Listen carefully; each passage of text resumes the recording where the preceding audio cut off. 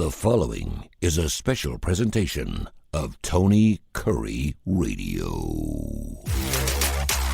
Welcome back to another K4Wins, K4Wins.com, K4Wins.com, the number 4. Check it out, free site. Of course, you subscribe there, and you're getting all of our plays. Gregory, he's been there, done that on both sides for 30-something years, man. He knows exactly what's happening in the world of gambling. What's our line? What's our number from this past week?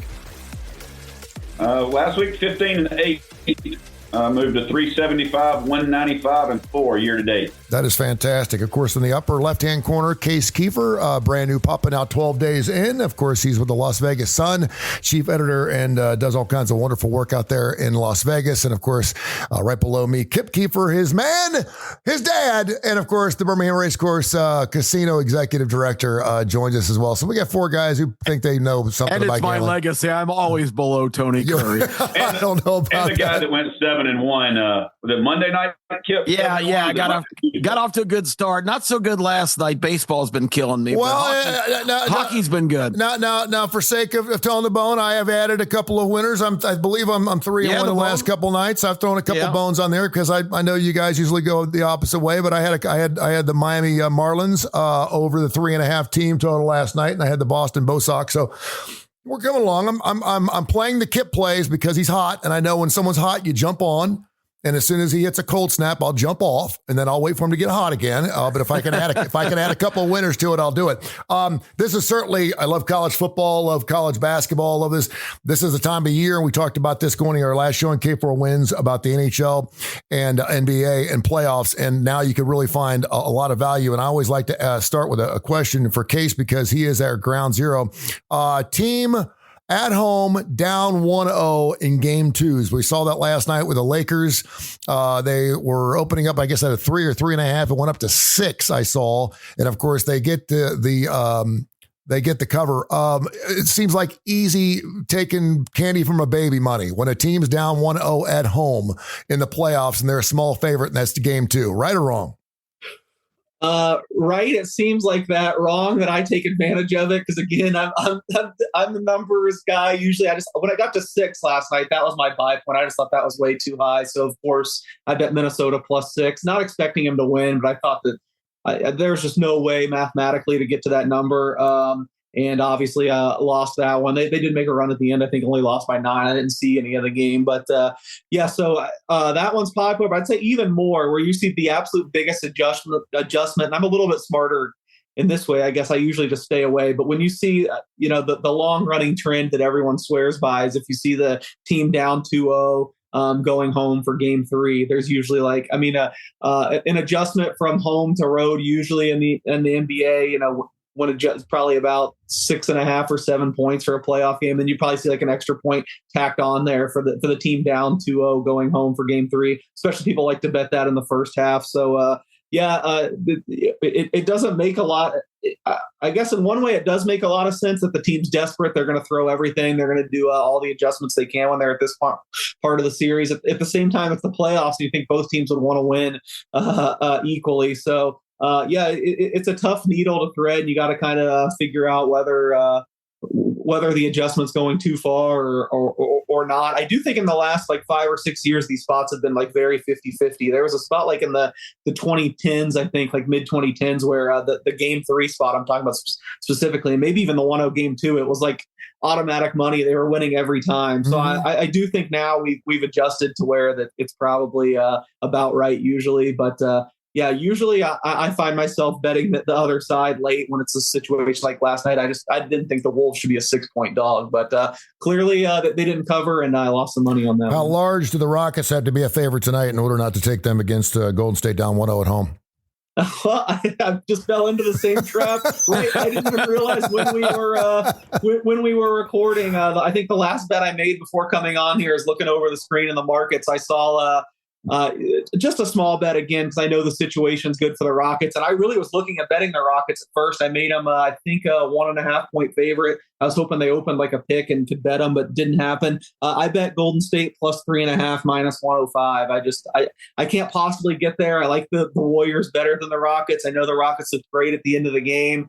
So we'll see if I go 0-2 on these down 1-0 spots, but I am on Golden State plus 3.5 minus 105 tonight. I would not take probably any worse than that, even plus 3.5 minus 110, maybe for a little bit. But I'm on the Warriors tonight, and I'm on them in the series in every possible way. Outright, series spread, win 4-2 exactly. So I've hitched everything on the Warriors in this first round. We'll see how it goes. All right, we're going to give you some plays. So we'll give you some more series prices, and of course, we'll give you some plays there as well as we kind of do this on the fly here. We're doing this particular show here on a Wednesday, so we'll try to have it up by Wednesday afternoon, Wednesday evening. And then let's think of the NHL. Kip, I know you love your hockey right now. We've got several teams that are up 2-0, including, of course, Toronto and Carolina. But for the most part, this has been one of those series, unlike the NBA where you got OKC and Boston and maybe Cleveland. It looks like it's just wide open in the NHL right now. Any big surprises for you? Not really big surprises. I have to give credit to Case because he and I differed on our opinion of the Lightning Panthers series. I thought the Lightning were really primed for a great game one. I wasn't, really that confident. The series was a flat pick 'em pretty much going in, but the Panthers just schooled them last night. I mean, they just thoroughly beat them, and I thought Florida might be in a little bit of an adjustment period because they really weren't playing on full throttle down the stretch, but they completely outclassed the Lightning last night. So I give some props to Case for that one. That was probably my biggest miss. I also, of course, said on our last show that I like the Golden Knights personnel wise against Minnesota, but I'm going to publicly admit that I didn't see the young kid. I think his name's Kasparov for Minnesota. That guy's a dynamic guy. He's like a McDavid or a McKinnon. I knew after game one, you didn't see me pick Vegas last night because I had a really bad feeling that was going to go the wrong way. I should have had the guts to pick Minnesota because they just completely took that game over after the first 5 minutes. So that series is up in the air. Toronto, I think Case and I pretty much agreed, was probably the best bet in the first round, and Ottawa's made it tough on them in the Battle of Ontario. But Toronto did get the first 2 games in that series, and now they go to Ottawa, which isn't much of a road trip. So, and they'll still be loyalists because Ontario's only had the Senators for the last dozen years or whatever. The Maple Leafs were always the team, so I don't think that's even going to be much of a road test for Toronto. I think they're going to still go through and win that series. But the Kings and the Oilers, what a wild ass game that was in game one. Yep. 4-0 Kings, 5-2 Kings in the third period, and Connor McDavid by himself brings them back. When you get that one superstar, just illustrious guy in hockey, they make such a difference. I mean, because they just stand out over everybody else on the ice. It's like the rest of them are skating on concrete blocks, and they've got to actually sharpen the skates. McDavid is a difference maker. But I do like in tonight's game too, 11 goals scored. I was so mad when I made Ty gave me some credit there. I appreciate it because I really had a good Monday. But one of the things I had on my original list was Kings Edmonton over 5.5, and it went at 11. That's not over. They should pay you triple for that. But tonight, I kind of think it's going to settle back down because I think both goaltenders are better than they played in game one. I think maybe the scorers had the edge. I wouldn't be surprised to see that game be more tight checking and kind of closer tonight. I'm kind of leaning over there where I don't generally go to those over-unders, but I think that 6-5 game was kind of an aberration in the series. Both teams have scores, but the Kings really aren't that explosive either. They usually play a tighter checking game, so that's going to be my first look tonight that I think that game might go under the number. I love that 6-5 too because I took the grand salami in NHL goals, and I had the over 23.5, and they had to get to 9 goals in that game. They needed 5 goals in the third period to put it over, and it went 6, and I was so happy. Thank Thank God I didn't watch it live. I would have probably lost my brain. I got to mention real quick, if you had Memphis plus 69 cumulative in the first two games, you lost against Oklahoma City. That has been just an absolute. It's worse than whatever the St. Valentine's Day massacre. They lose the two games collectively by 69 points. No, and you got Boston and 70 Cleveland. points actually. Boston and Cleveland again getting after it later on here, and they're both favored by 12 in their next games too. So they're up one of them, both their series. Kai's really good at picking series games, and I was interested to see because this is, and I missed out on it because I love the Clippers in the series, but I thought they were going to lose game one, and I thought I'll wait for them to lose game one, then I'll hop on board and pick the Clippers to win the outright series. I forgot to put the bet in. They get the victory last night, 105-102. Best time to put in a series bet after one game before the series starts. Kai, when do you usually put your action in? I like to do it before, but then for me, my second favorite time is after two games. Okay. And I especially love when I can going on the 0-2 team at that point. But that just depends. I got, always hedge bets there also. But I mean, that game you're talking about in the Clippers Denver series, that we were talking about it a little bit before we went on. Who's happier here? Because yes, the Clippers have been playing better. But for the Clippers to win a game in that series, you have Kawhi Leonard play the best he's played in 5 years, and Joker play the worst he's played in 5 years. So now it hurts me because I had Denver in 5, but I don't think that's going to happen. I'm going to look back at Denver in 6 because I don't think they're going to take both games now. But a lot of people like it after one. I like it after no games, and then typically don't really bet the series again. Unless I'm going to take an 0-2 guy, unless there's a major injury. Anything it's surprising so far, Kai? We're relatively young in both the NHL and the NBA, but anything kind of like head scratching a little bit? We're going to have a couple of obviously some big blowouts, and you mentioned that Memphis blowout as well, but nothing really head scratching for you. I was really surprised that Minnesota handled the Lakers as easily as they did in game one. Yeah, and then like we talked about earlier, it was just amazing to see LaFleur. Last night when somebody touched his ear for him to go, flailing on the ground. I saw a meme that had him getting hit, and he was down on the ground for 80 seconds, which is longer than the dude from the Mets, the pitcher that got drilled in the head with the ball off the bat.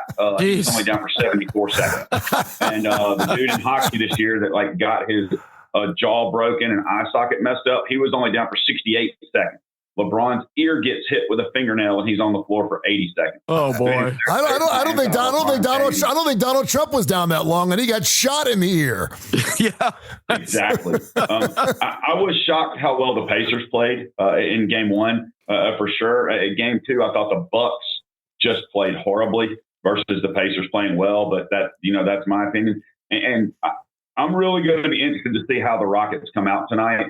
I don't think Golden State can win both of those games. So I tend to be the opposite side of what Case said. I would probably go Houston all the way up to 5, even though playoff Jimmy Butler is in Golden State, making everything easier for Steph.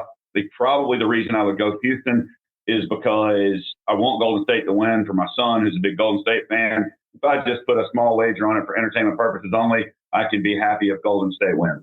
All right, Case, go around the entire leagues, both of them. This thing's going to be airing Wednesday. We'll have it up for the next few days. And, of course, we'll get back at you in a couple days here with an update on K4Wins. Go to K4Wins.com, K4Wins.com. Make sure you check out Case, Kip, and myself, of course. And Kai joins us as well sometimes, too, in the starting lineup, ABC 3340 from 10:30, 11 o'clock every Saturday morning. Everything updated by the hour on K4Wins.com. You can also subscribe to Case. Give me a couple other things you're looking at that are piquing your interest here in both those leagues and even some Major League Baseball, if you'd like. Yeah, God, baseball's so hard since it's just day by day. But it's kind of been my best thing right now. I haven't got off to a great start in NBA or NHL playoffs game by game wise. I think my series stuff is looking really good, and we're oppo on that Clippers Nuggets. So that was big for me to get game 2 because I'm all over the Clippers on that one. The number in game 3 was right on where I made it, so I actually don't have a bet on that. One thing I did bet game 3, the only thing I bet past today, Wednesday, since it might already air game 3s, or I did bet the Knicks +1 at the Pistons. I think I bet the Pistons the first two games in the series, obviously 1-1. They had a huge collapse. I bet them plus 2.5 on the series spread. So I like the Pistons a lot. And I just can't believe how well coached they are and always in the right spots. But I feel like this is kind of a rally spot for the Knicks, who still have, to me, the way better roster. It doesn't fit with that trend I was talking earlier, since the Pistons aren't 2-0 going down home.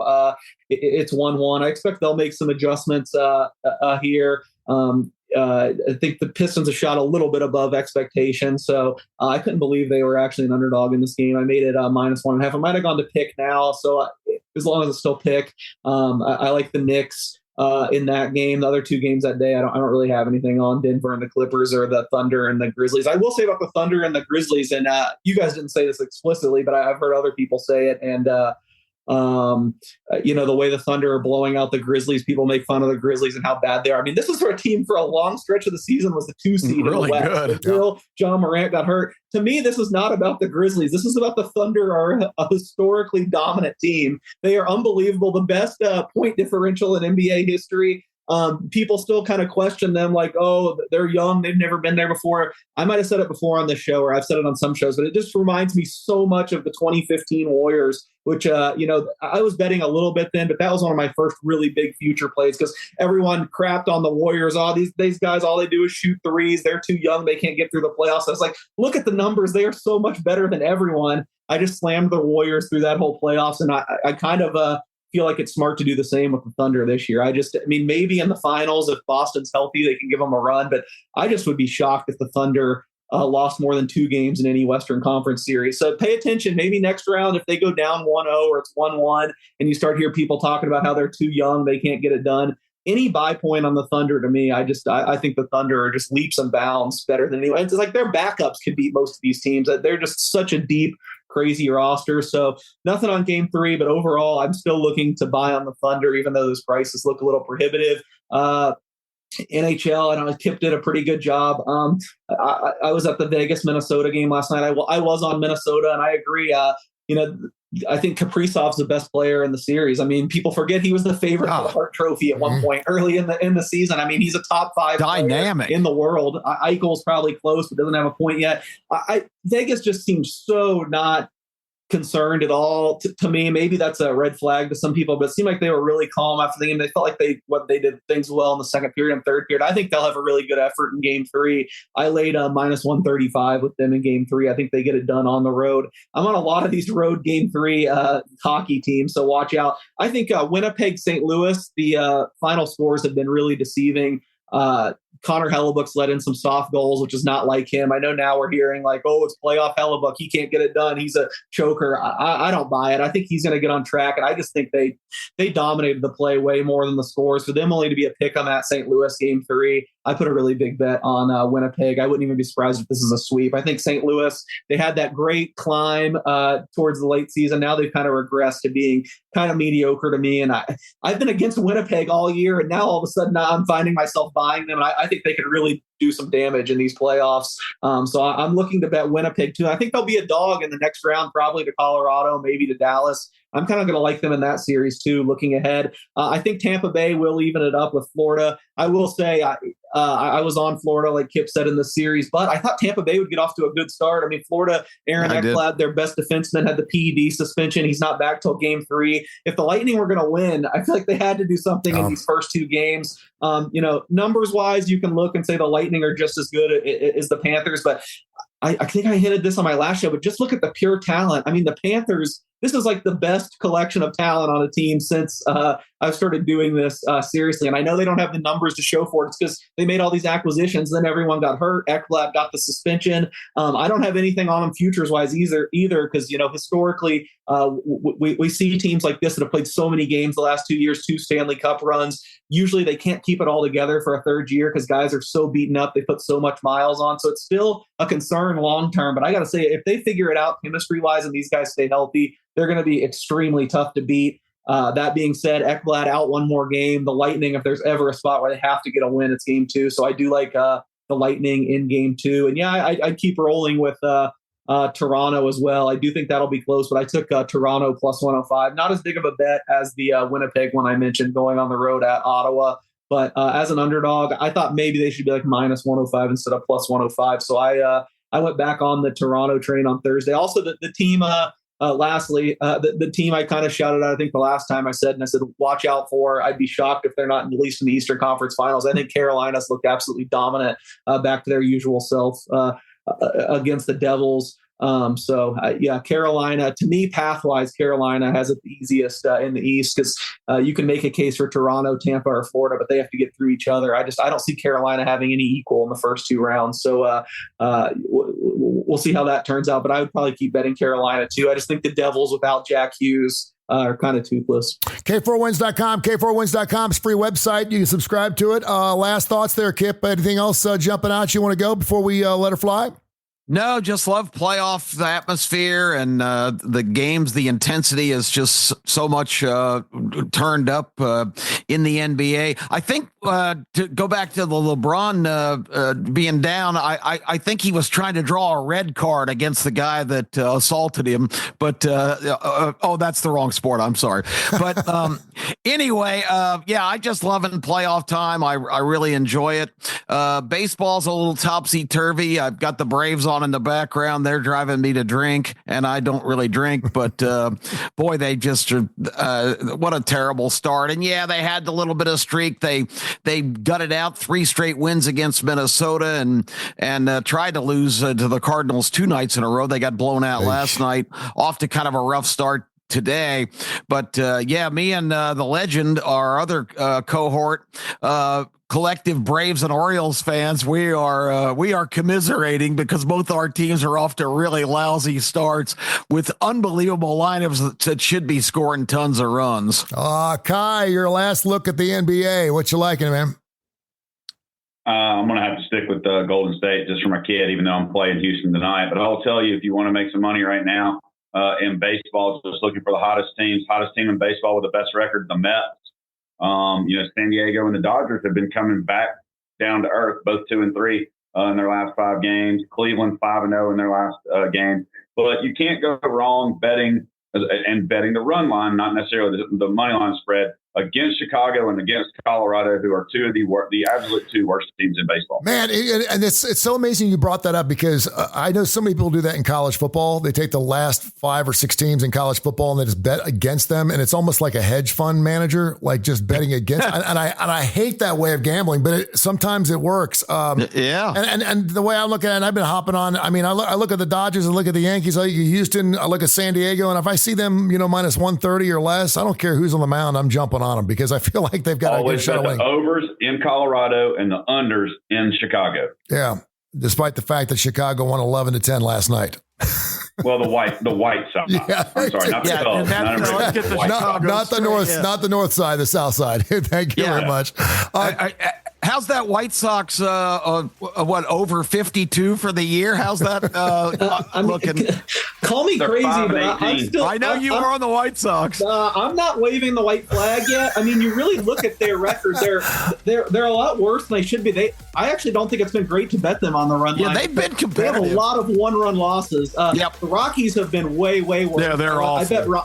I bet Rockies' worst record, so I'm feeling really good about that one. The White Sox also have a lot of kids that they're waiting service time coming up. I think they're going to get better. I really think they're like 0-6 in 1-run games or something like that. So call me crazy, but I really don't think the White Sox are quite as bad as their record indicates, and I think the Rockies are way worse. We're crazy, but we still love you. K4Wins.com, K4Wins.com. Until next time, guys, thank you. This has been a special presentation of Tony Kurre Radio.